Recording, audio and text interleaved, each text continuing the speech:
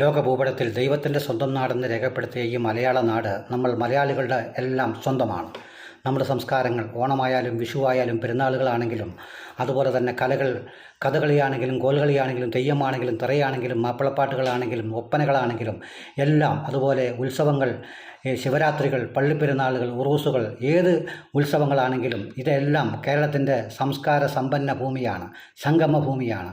ഈ സംസ്കാരങ്ങളുടെ ഇടയിൽ ചില ഛിദ്രശക്തികൾ ഈ അടുത്ത കാലത്തായി ഭിന്നിപ്പിക്കാൻ ശ്രമം നടത്തുന്നതായി നാം കാണുന്നു.